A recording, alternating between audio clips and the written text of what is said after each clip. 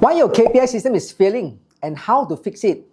I want to share something real, something that transformed my own companies.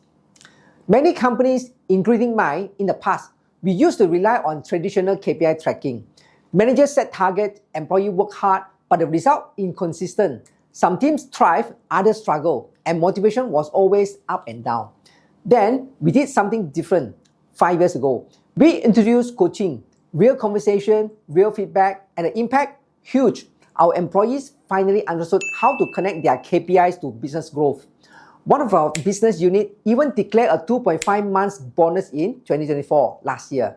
But here's the thing, coaching manually takes time. So now, we have taken it to the next level with AI-powered executive coaching.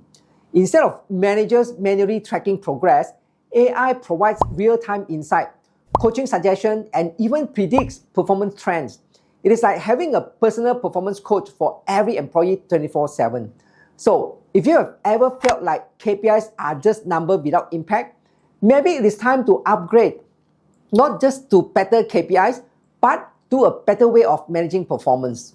Now, what gets measured, gets managed, but what gets coached, gets improved. Want to see how AI-powered coaching can transform your team? Join our KPI workshop today and future-proof your business.